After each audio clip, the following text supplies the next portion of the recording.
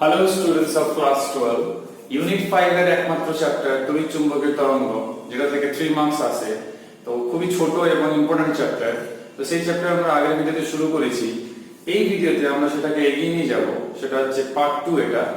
তো তড়িৎ চুম্বকের তরঙ্গ সম্বন্ধে যা ধারণা আমাদের হয়েছে সেটা কি না, এর মধ্যে একটা পরিবর্তনশীল তড়িৎ ক্ষেত্র এবং চৌম্বক ক্ষেত্র পরস্পর অবিলম্ব বরাবর থাকে এবং তাদের দুজনের অবিলম্ব বরাবর আমাদের এই তড়িৎ চুম্বকীয় তরঙ্গ মাধ্যমে বিস্তার লাভ করে।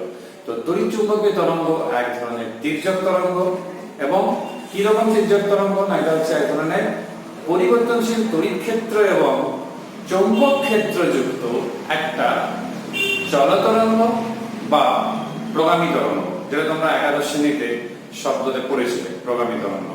তো এই তড়িৎ চুম্বকীয় তরঙ্গ জিনিসটা অতই ভাস্ট এবং বিশাল যে এর বর্ণালী সম্বন্ধে তোমরা দশম শ্রেণীতে একটু পড়েছিলে আলো অধ্যায় শেষের দিকে। তো সেই বর্ণালীটা আমাদেরকে রিভিজিট করতে হবে এই অধ্যায়। আমাদের কি কি জানতে হবে না, সেই বর্ণালীর যে বিভিন্ন অংশ, মানে বিভিন্ন তরঙ্গ দৈর্ঘ্য, বিভিন্ন তরঙ্গ দৈর্ঘ্যের পাল্লা, ওদেরকে আমরা কি নামে সূচিত করি, তো এই ব্যাপারগুলো জানতে হবে। তাহলে বর্ণালী দেখতেই পাচ্ছ আমি কয়েকটা নাম লিখে রেখেছি।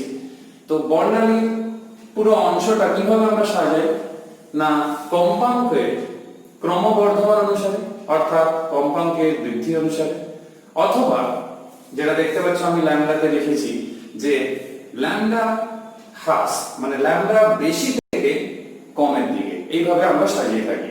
আর নিজের বোঝার সুবিধার জন্য আমরা কি করি না, বর্ণালীর বিভিন্ন অংশকে বিভিন্ন নামে সূচিত করা হয়। আবার এই যে নামে সূচিত করা হচ্ছে তার একটা নির্দিষ্ট পাল্লা থাকবে, যে শুধু 10⁴ বলে রেডিও তরঙ্গ তা নয়, রেডিও তরঙ্গের একটা পাল্লা থাকবে, সেই পাল্লার মধ্যে রেডিও তরঙ্গ সূচিত করা হবে। সর্বশেষ যে সমীক্ষা চলছে কিংবা করা হয়েছে তাতে এটা জানা গেছে যে তড়িৎ চুম্বকীয় যে বর্ণালী কিংবা তার মধ্যে যে অবস্থান করছে বিভিন্ন তড়িৎ চুম্বকীয় তরঙ্গ, সেগুলো ল্যামডার মান একটা পরমাণুর ব্যাসের ভগ্নাংশ থেকে, মানে অত ক্ষুদ্র থেকে আমাদের গ্রহের মানে পৃথিবীর ব্যাসের থেকেও বড় হতে পারে। তার মানে বুঝতেই পারছো তড়িৎ চুম্বকীয় বর্ণালীটা একটা ভাস্ট ব্যাপার, একটা হিউজ ব্যাপার। মানে তার ল্যামডার মান খুব ক্ষুদ্র একটা মাইক্রোস্কোপিক মান, সেখান থেকে খুব বড় একটা ম্যাক্রোস্কোপিক মান, তো বিশাল বড় রেঞ্জের মধ্যে অবস্থান করে। তো শ্রেণীবিভাগটা কেমন না, আমরা যেটা বিভাজন করি সেটা হচ্ছে বেশি ল্যামডা থেকে কম ল্যামডার দিকে, উল্টো ভাবে বলতে পারি আমরা কম কম্পাঙ্ক থেকে বেশি কম্পাঙ্কের দিকে। যেটা তোমরা এখানে লিস্ট দেখতে পাচ্ছ যে রেডিও তরঙ্গ, তো সবচেয়ে কম কম্পাঙ্ক তড়িৎ চুম্বকীয় বর্ণালীতে, একে আমরা হার্জিয় তরঙ্গ বলি কিংবা হার্জিয়ান ওয়েভ বলি।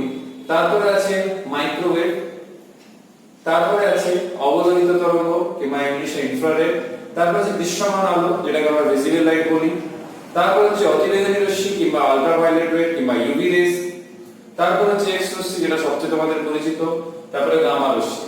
শেষে এই চারটে তোমাদের খুবই পরিচিত, তোমরা বারবার পড়ে এসেছো বিভিন্ন ক্লাসে।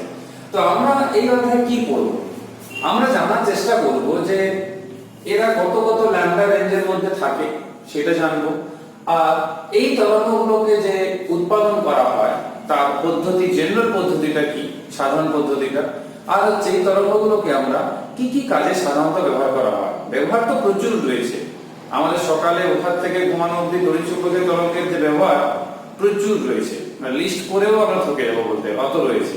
তোমরা তোমাদের বইতে দেখবে 516 পেজে, স্পেশালি 517 পেজে লাস্ট ইয়ার এডিশন বইতে পুরো একটা ছকের মতো রয়েছে তড়িৎ চুম্বকীয় বর্ণালী বলে। সেখানে দেখবে প্রত্যেকটা তরঙ্গ কি কি কাজে লাগে তার রেঞ্জ সহ একটা ডায়াগ্রাম সহ করা রয়েছে। সেটা দেখলেই বুঝতে পারবে কত বেশি কাজে লাগে, আর তড়িৎ চুম্বকীয় তরঙ্গ ছাড়া আমাদের জীবনটা কতটাই ফাঁকা হতে পারে যদি এদের ব্যবহার আমরা না জানতাম, সেখান থেকেই বুঝতে পারবে। তো আমরা সবচেয়ে প্রথমে শ্রেণীবিভাগ কথা জানলাম। এই রেডিও তরঙ্গের পাল্লা দেখতে পাচ্ছ 10⁴ মিটার থেকে 0.1 মিটার। আমি আগেই বলেছি বেশি ল্যামডা থেকে কম ল্যামডার দিকে আমরা শ্রেণীবিভাগটা করছি। তাহলে এর রেঞ্জটাও ভাবো 10⁴ মিটার থেকে 0.1 মিটার, তাহলে কত হিউজ রেঞ্জ সেটা ভাবতে পারছো। একে আমরা রেডিও তরঙ্গ বলি, এর কম্পাঙ্ক সবচেয়ে কম, তার মানে ল্যামডা সবার থেকে বেশি। এগুলো যে নামগুলো রয়েছে, শেষে একটা নাম বললাম না, কসমিক রেজ কিংবা মহাজাগতিক রশ্মি, তার মধ্যেই গামা রশ্মিও একটা মহাজাগতিক রশ্মি, কেন আমরা বাইরে থেকেও গামা রশ্মি পাই, শুধু যে টেলিস্কোপ নিউক্লিয়াস থেকে পাই তা নয়, সেটাও পাই। তো আমরা এই যে 10⁴ মিটার থেকে 0.1 মিটার রয়েছে যে রেডিও তরঙ্গ, এই সম্বন্ধে আমরা একটু জানবো। এর উৎপাদনটা কিভাবে হয় তোমরা বইতেও দেখবে রয়েছে, তো আমি একটা এক্সপ্লেন করছি। সবচেয়ে প্রথম হচ্ছে যে কোনো পরিবাহী তারের মধ্য দিয়ে কোনো আধানযুক্ত কণা যখন তার মধ্য দিয়ে যাচ্ছে, যেটা বইতেও দেখবে লেখা রয়েছে, তখনও কিন্তু রেডিও তরঙ্গ সৃষ্টি হয়। এছাড়া যেটা আমরা এসি চ্যাপ্টারে শেষ করলাম, সেখানে শেষের দিকে ট্রান্সফরমারের আগে আমরা এলসি স্পন্দক করলাম, এলসি স্পন্দনও করলাম, স্পন্দকও করলাম। তো যে কোনো এলসি স্পন্দক, যাকে আমরা ইংলিশে বলি অসিলেটর, তো এলসি অসিলেটর দিয়ে কিন্তু এই রেডিও তরঙ্গ কিন্তু সৃষ্টি করা যেতে পারে। রেডিও তরঙ্গের সবচেয়ে বেশি ব্যবহার কি তোমরা জানো? রাডারের সবচেয়ে বেশি ব্যবহার রয়েছে, মোবাইল ফোনে রয়েছে, ইভিন আমাদের বিমান চালানোর ক্ষেত্রে, এবং রেডিও এবং টেলিভিশন। তো আমাদের যে রেডিও টেলিভিশন যে যোগাযোগ ব্যবস্থা মানে কমিউনিকেশন সিস্টেম, সেখানে কিন্তু রেডিও ওয়েভের খুব গুরুত্ব রয়েছে। ইভেন রাডারের যে পুরো নাম, তার মধ্যেও কিন্তু রয়েছে রেডিও ওয়েভস এন্ড যে ডিটেকশন এন্ড রেঞ্জিং। তো আমি এখান থেকে বুঝতেই পারছো যে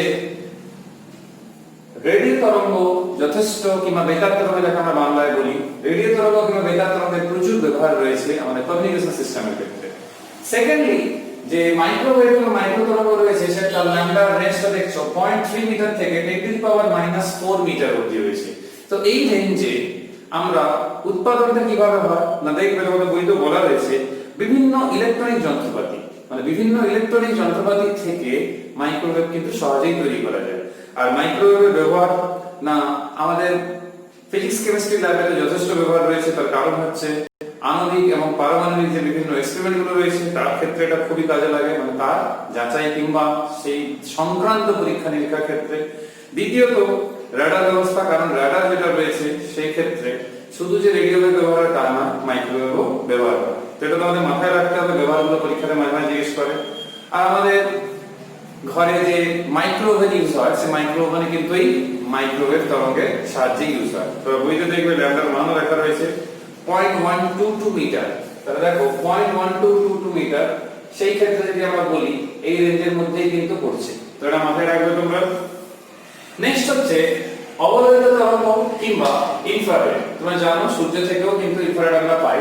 তো ল্যাম্বডার রেঞ্জটা দেখতে পাচ্ছ 10⁻³ মিটার থেকে 7 × 10⁻⁷ মিটার এই রেঞ্জে থাকছে। তো এই রেঞ্জে থাকছে, তোমরা বইতেও লক্ষ্য করে দেখতে পারো যে পদার্থের অণু আর ঘরের উষ্ণতায় থাকা যে কোনো বস্তু, কেন না ঘরের উষ্ণতায় থাকা যে কোনো বস্তু অবলোহিত তরঙ্গ কিন্তু শোষণ করতে পারে। সেই জন্য এই কথাটা বলা রয়েছে আর কি। কি কাজে লাগে না ইনফ্রারেড ফটোগ্রাফি, অর্থাৎ অবলোহিত ফটোগ্রাফিদের কাজ লাগে। আর কোথায়? চিকিৎসা ক্ষেত্রে রয়েছে, বিভিন্ন গবেষণা ক্ষেত্রেও রয়েছে। আর কি না ভাইব্রেশনাল স্পেকট্রোস্কোপি কিংবা কম্পন সংক্রান্ত যে বর্ণালিবীক্ষণ যে ব্যবস্থা রয়েছে, কিংবা যাকে আমরা বলি স্পেকট্রোস্কোপি যে বর্ণালিবীক্ষণ বিদ্যা, সেখানে কিন্তু প্রচুর কাজে লাগে আমাদের এই অবলোহিত তরঙ্গ। তো এটা একটু মাথায় রাখতে হবে, বিভিন্ন সেন্সর গুলো তৈরি হয়েছে এই তরঙ্গের সাহায্যে। নেক্সট এবং সবচেয়ে সহজ যেটা আমরা ছাড়া আমাদের জীবনটা কিছুই না, সেটা হচ্ছে ভিজিবল লাইট কিংবা দৃশ্যমান আলো।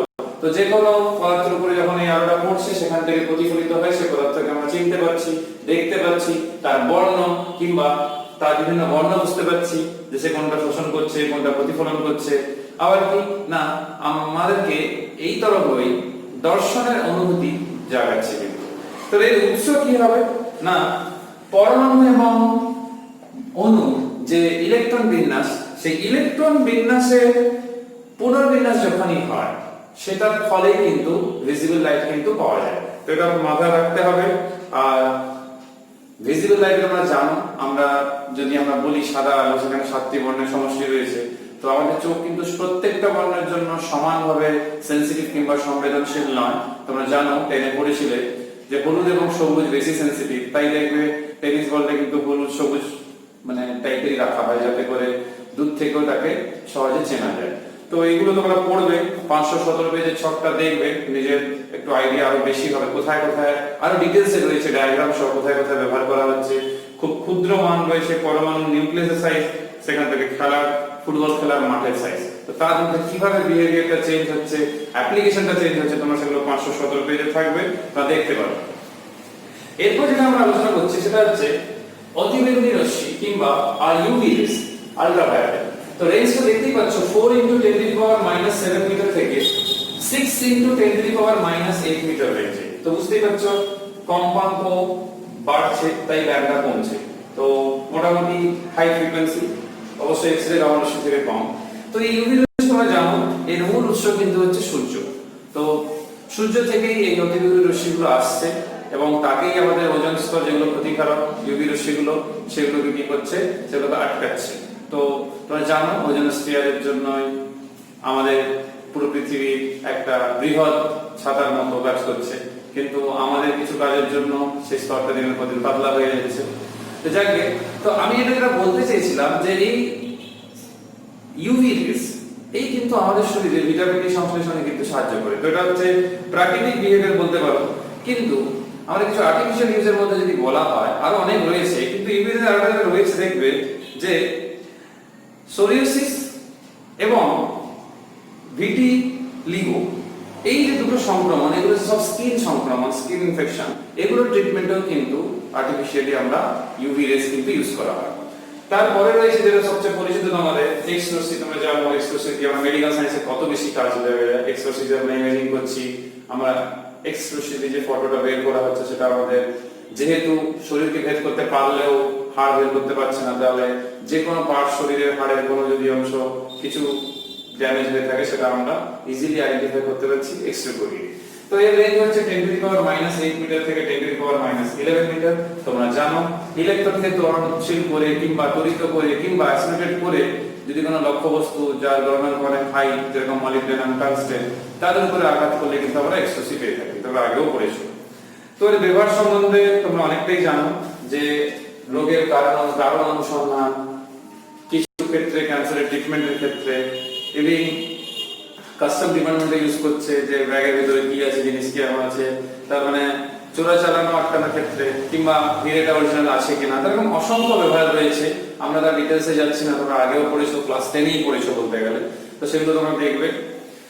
এরপর যেটা রয়েছে যে এই এক্স-রশ্মি গামা রশ্মি দুটোই কিন্তু, যদি এক্স-রশ্মি দুটো রকমের রয়েছে, একটা হার্ড এক্স-রশ্মি রয়েছে, একটা হচ্ছে কঠিন বলা হয়, আর একটা হচ্ছে কোমল এক্স-রশ্মি রয়েছে। হার্ড এক্স-রশ্মি যেটা থাকছে সেটা কি হচ্ছে না, খুব ভেদন শক্তি একটু বেশি, তাহলে জীবন্ত কোষকে নষ্ট করতে পারে। তো নিয়ন্ত্রিত ভাবে ইউজ করে মেডিকেল সায়েন্সে কাজে লাগানো হয়। এরপর যেটা রয়েছে সেটা হচ্ছে গামা রশ্মি, যেটা হচ্ছে 10⁻11 মিটার। এর ল্যাম্ডা মান লেখা রয়েছে, কিন্তু ল্যাম্ডা যে পার্টিকুলার 10⁻11 হয় সেরকম কিন্তু নয়।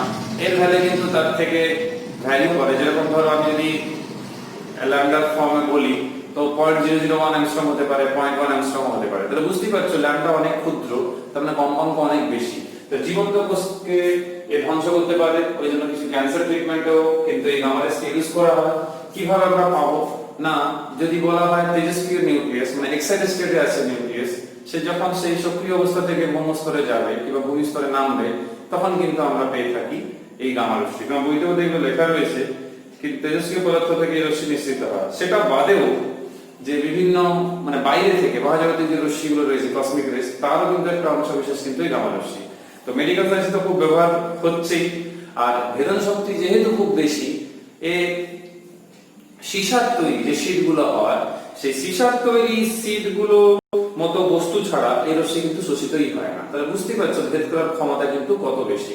তো এই যে লিস্টে আমরা নামগুলো জানলাম, এগুলো যে ব্যবহারগুলো জানলাম, অতগুলো ব্যবহারগুলো আরো অ্যাড করতে পারো। কারণ হচ্ছে আমরা ক্লাস 10-এর বইতে আরো পড়েছি। মনে করো দেখো যে আলো চ্যাপ্টারের শেষের দিকে তড়িৎচুম্বকের বর্ণালী ছিল, সেখানে ইউভি রেস বলো, এক্স-রশ্মি গামা রশ্মি, সেগুলো ব্যবহারগুলো আমি সেখানে দেখেছি। তোমরা সেগুলো অ্যাড আপ করতে পারো। আমাদের সাধারণত এই চ্যাপ্টারে যে প্রশ্ন বলতে পারো, শর্ট প্রশ্নই এখান থেকে হয়। তোমার ব্যবহারগুলো মাথায় রাখতে হবে, আর ল্যামডার রেঞ্জগুলো মোটামুটি মাথায় রাখতে হবে। সব যে মুখস্থ করতে হবে তা নয় কিন্তু। এখানে দেখবে তোমাদের বইতে দ্রষ্টব্য বলে দুটো পয়েন্ট রয়েছে, সেই সম্বন্ধে একটু বলে দেওয়া ভালো হবে। আমি আগেই বললাম একটু আগে যে বেশিরভাগ পদার্থ রয়েছে যারা কিন্তু ইনফ্রারেড কিংবা অবলোহিত তরঙ্গকে শোষণ করে।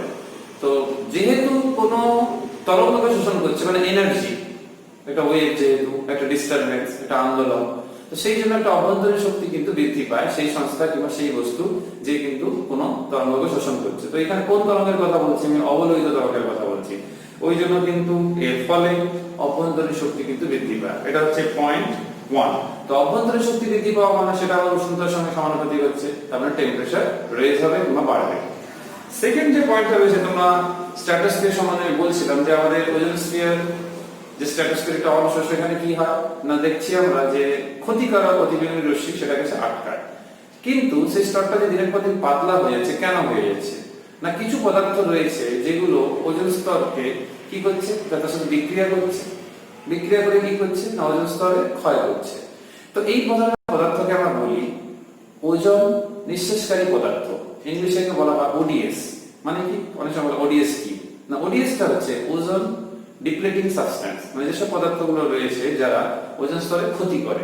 যেমন ধরো যে এরোসল স্প্রে যে ক্যান, তার থেকে যা বেরোচ্ছে, কিংবা রেফ্রিজারেটর যে রেফ্রিজারেন্ট ইউজ হচ্ছে সেগুলো কি করছে না, বায়ুমণ্ডলে মুক্তি পেয়ে সেগুলো কিন্তু স্ট্র্যাটোস্ফিয়ারে আক্রমণ করছে, সেগুলো বিক্রিয়া করছে, তার ফলস্বরূপ কিন্তু ওজোন স্তরকে ভেঙে দিচ্ছে, ওজোন স্তরকে।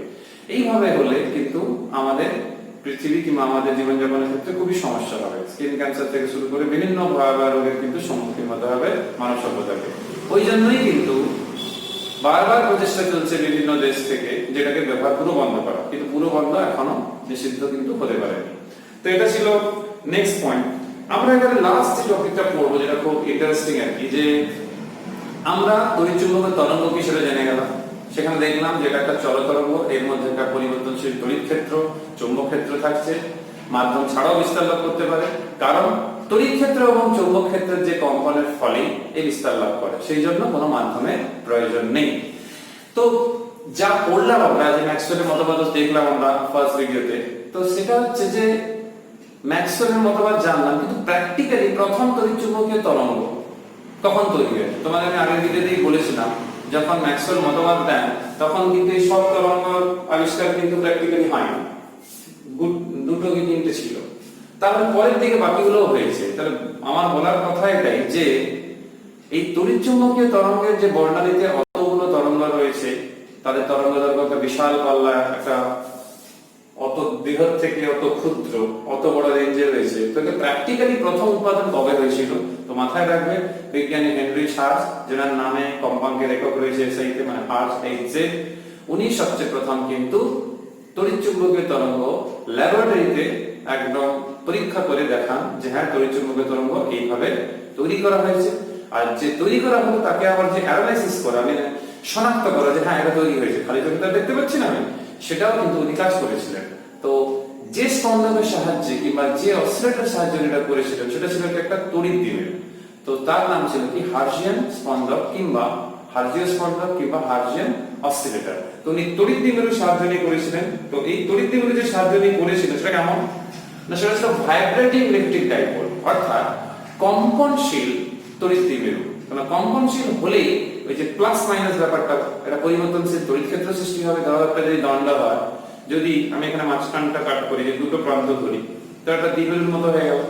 এবারে যখন আমি একটা কোনো পরিবর্তী উৎসের সঙ্গে যুক্ত করবো, তাহলে প্লাস মাইনাস অল্টারনেটিভলি পরিবর্তন হতে হবে, যেরকম আমরা ডায়নামোতে দেখেছি। এর ফলে কি হবে না, এর ফলে কি হবে, একটা তড়িৎ ক্ষেত্র মানে দ্বিমেরু ভ্রামক পরিবর্তন হবে, তার ফলস্বরূপ তড়িৎ ক্ষেত্রে পরিবর্তন হবে। এই তড়িৎ ক্ষেত্রে পরিবর্তন হওয়ার জন্যই আমরা তড়িৎ চুম্বকের তরঙ্গ কিন্তু তৈরি করতে পারবো। তো বিজ্ঞানী হেনরি শার্জ তৈরি করেছিলেন, ওটা কি ছিল না, রেডিও তরঙ্গ ছিল। এবার রেডিও তরঙ্গ যে ছিল, সেখান থেকে তোমরা বইতেও পেয়ে যাবে 500-800 পেজে, সেটা রেডিও তরঙ্গ ছিল। এবং যা তরঙ্গ দৈর্ঘ্য, মানে বুঝতেই পারছো কিরকম রেঞ্জে ছিল, 10⁴ মিটার থেকে 0.1 মিটার ছিল। তো এই রেঞ্জের মধ্যে উনি করেছিলেন। কিন্তু আমাদের এখানে একটা আলোচনা আমাদের বইতে করতে বলেছেন আমাদের জানার জন্য, সেটা হচ্ছে যার তরঙ্গ দৈর্ঘ্য মোটামুটি 1 মিটার অনুসারে, মানে 1 মিটার মতো। আমি বলতে এই কারণে চাইছি, ধরো কোনো একটা পদ্ধতি দিয়ে সব রকমের তড়িৎচুম্বকের তরঙ্গকে কিন্তু প্রস্তুত করা সম্ভব না। তার জন্য বিভিন্ন পদ্ধতি বিভিন্ন ক্ষেত্রে অবলম্বন করতে হয়, যেহেতু বিভিন্ন ল্যাম্ডার রেঞ্জ, ওই জন্য বিভিন্ন পদ্ধতি অবলম্বন করতে হয়। এই ক্ষেত্রে আমরা যেটা এখন জানার চেষ্টা করব, এবার বুঝতেই পারছো 1 মিটার তরঙ্গ দৈর্ঘ্য মানে যথেষ্ট বড়, যেখানে 10⁻⁻11 রয়েছে, অত অতি ক্ষুদ্র মাইক্রোস্কোপিক, সেখানে 1 মিটার মানে বুঝতেই পারছো এখানে রেঞ্জটা রেডিও তরঙ্গের মধ্যে চলে আসছে, এটা যথেষ্ট কিন্তু বৃহৎ মানের, তার মানে ম্যাক্রোস্কোপিক সাইজের আর কি। তো এই জন্য আমরা কি ব্যবস্থা করি এইটাই আমরা বুঝবো এখন। পরীক্ষাতে এইচএসএ সাধারণত আসে না, কিন্তু আসতে পারে যে পরীক্ষাগারে তড়িৎচুম্বকীয় তরঙ্গ সৃষ্টির একটি পদ্ধতি লেখো। এটা 2 মার্কসের আসবে, 1 মার্কসের নয়। তো ইম্পর্টেন্ট খুব নয়, কিন্তু পড়ে রাখতে হবে, কারণ এই চ্যাপ্টারটা কম থিওরি রয়েছে। তো এই চ্যাপ্টারে কম থিওরি থাকার জন্য আমাদের কিছুই ছাড়া যাবে না, কারণ 3 মার্কস এখানে পাওয়াটা একটু সহজ, খুব কম পড়ে কিন্তু বেশি পাওয়াটা কিন্তু সহজে হয়। তো আমরা যেটা দেখবো এই ক্ষেত্রে যে একটা এলসি স্পন্দকের সাহায্য নিয়ে আমরা একটা রেডিও তরঙ্গ সৃষ্টি করব। এবার এলসি তরঙ্গে কি হয় না, একটা পরিবর্তী উৎস এরকম থাকে, একটা পরিবর্তী উৎস এরকম থাকছে, এই পরিবর্তী উৎসের সঙ্গে এখানে একটা ধারা থাকছে, আর এইখানে একটা আবেশক থাকছে, আর এইখানে একটা রোধক থাকছে। তো এটা এসি উৎস থাকছে, আর এখানে সি, এখানে এল থাকছে। তোমরা বইতে এটা দেখতে পাবে, একটা পরিবর্তী প্রবাহের উৎস লেখা হয়েছে, এখানে আর থাকছে, এল থাকছে। তার ডান দিকে দেখবে তোমরা একটা ট্রান্সফরমার আছে, একটা ট্রান্সফরমার রাখা হয়েছে এইরকম। তো এই যে ট্রান্সফরমার রাখা রয়েছে, তো আমরা এই ট্রান্সফরমারের সঙ্গে আমরা লক্ষ্য করে দেখবে, ট্রান্সফরমারের সঙ্গে এরকম কানেকশন করার পর দূরের দিকে একটা তড়িৎ দ্বিমেরু রাখা আছে। কি রকম তড়িৎ দ্বিমেরু? না, অ্যান্টেনা। এটা তড়িৎ দ্বিমেরু একটা অ্যান্টেনা রাখা হয়েছে। অর্থাৎ যদি আমরা একটু ভালো করে লক্ষ্য করি, কেমন হবে? এইরকম, এরকম, এরকম, এরকম।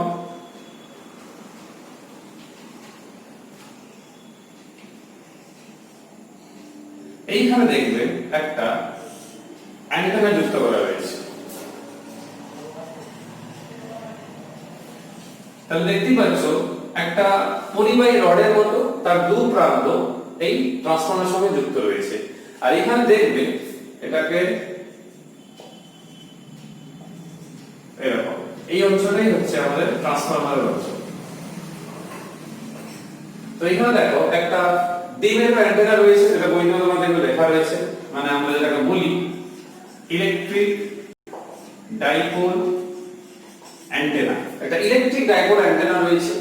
তো এইখানে কি হবে না, দেখো এলসি স্পন্দন রয়েছে, একটা পরিবর্তী উৎস রয়েছে। এবার ট্রান্সফরমারের সাহায্যে নিয়ে এই তড়িৎ দ্বিমেরু অ্যান্টেনা এলসি স্পন্দনের সঙ্গে যুক্ত। এবার কি ঘটনাটি ঘটবে দেখো, যখন পরিবর্তী উৎস আমরা অন করছি, তাহলে বুঝতে পারছো যেহেতু কানেকশনটা এই দ্বিমেরু অ্যান্টেনার সঙ্গে রয়েছে, তাহলে এর উপরের এবং নিচের প্রান্ত ধনাত্মক আর ঋণাত্মক, যেরকম আমরা এসি উৎসের ক্ষেত্রে দেখি, ধনাত্মক এবং ঋণাত্মক পর্যায়ক্রমিকভাবে পুনরাবৃত্তি কিন্তু হতে থাকবে, পর্যায়ক্রমিকভাবে হতে থাকবে, প্লাস মাইনাস এরকম চলতে থাকবে, প্লাস মাইনাস এরকম কিন্তু চলতেই থাকবে। এই যে পরপর এভাবে চলা, এর ফলস্বরূপ কি হবে না, একটা পরিবর্তনশীল তড়িৎ ক্ষেত্র সৃষ্টি হবে। কেন না, প্লাস মাইনাস হওয়া মানে একটা তড়িৎ দ্বিমেরু বারবার পরিবর্তন হচ্ছে, অর্থাৎ তড়িৎ দ্বিমেরু পরিবর্তন হওয়া মানে একটা পরিবর্তনশীল তড়িৎ ক্ষেত্রের সৃষ্টি হচ্ছে। এই পরিবর্তনশীল তড়িৎ ক্ষেত্র সৃষ্টি হওয়ার জন্য আমরা বুঝতেই পারছি পরিবর্তনশীল চৌম্বক ক্ষেত্রের সৃষ্টি হবে। তাহলে আমরা বলতে পারি এইখান থেকে তোমরা দেখবে ডান দিকে রয়েছে এইভাবে তড়িৎ চুম্বকীয় তরঙ্গ, এই ক্ষেত্রে সেটা রেডিও তরঙ্গ, এবং পর পর কিন্তু মাধ্যমে ছড়িয়ে পড়বে। কোনো মাধ্যমের কিন্তু প্রয়োজনতা নেই, সে যেখানেই থাকুক সেখানে কিন্তু, যেখানে ল্যাবে আমরা এক্সপেরিমেন্ট করছি সেখানে কিন্তু এইভাবে ছড়িয়ে পড়বে। তো এই টেকনিকটা লাগিয়ে আমরা রেডিও তরঙ্গ তৈরি করতে পারি। এবারে মানে এটা নয় যে এক্সপ্লোসিভ এইভাবে তৈরি করা যাবে, বিভিন্ন তরঙ্গের ক্ষেত্রে বিভিন্ন পদ্ধতি অবলম্বন করা। তোমরা বইতেও দেখবে, আমি দেখিয়ে দিচ্ছি,